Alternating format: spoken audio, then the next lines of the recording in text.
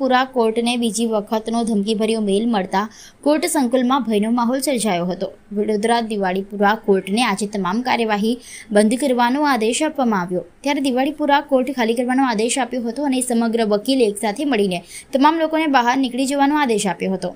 ત્યારે આ સંદર્ભમાં બાર કાઉન્સિલના ઉમેદવાર રણજીતસિંહ રાઠોડે મીડિયા સમક્ષ માહિતી આપી હતી, જેમાં દિવાળીપુરા કોર્ટ સંકુલમાં પોલીસ તૈનાત કરી દેવામાં આવી તેમ જણાવ્યું। તેમજ આવતીકાલે બાર કાઉન્સિલરનું ઇલેક્શન યોજવાનું છે, ત્યારે સુરક્ષા વધારવા માટેની પણ આગ્રહ કરવામાં આવ્યો છે। અગાઉ પણ દિવાળીપુરા કોર્ટને ઉડાવી દેવાની ધમકીનો એક મળ્યો મેલ આવ્યો હતો, આ બીજી વખત મેલ આવ્યો છે, શું કહેશો સાહેબ?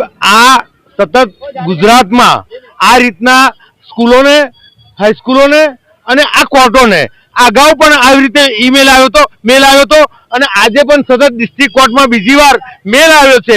ત્યારે આ ગુજરાતનું શાસન ખાડે ગયું એવું એટલા માટે કહું કે ગુજરાતની જનતા બિલકુલ ભયભીત થાય અને ડરના માહોલમાં જીવે એવી આ એક કોશિશ, એક સાજિશ કોઈ અમુક તત્વો દ્વારા થઈ રહી છે આજના ટેકનોલોજીના યુગમાં। અને જ્યારે સરકાર અને ભારત દેશ 21મી સદીમાં આગળ વધી રહ્યો હોય ત્યારે આ રીતના તત્વોને આપણે જેલ ના કરતા હોય, એક મહિનામાં સતત બીજી વાર આવી રીતે જ્યારે મેલ મળતો હોય ત્યારે મારી આ સરકારને ખાસ એવી આહવાન છે મારું કે સરકાર હજુ પણ આવા જે અસામાજિક અને અનસોશિયલ ફેક્ટર્સ છે એમને શોધી નાખે અને વહેલામાં વહેલી તકે નશ્યત કરે।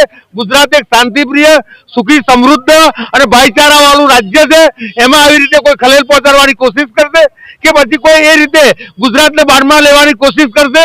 ગુજરાતની પ્રજા એને સાખી નહીં લે અને અમે વકીલો બિલકુલ સાખી નથી લેવાના। કોર્ટને મેલ કરવો એટલે ખૂબ મોટી વાત કરી છે એમને।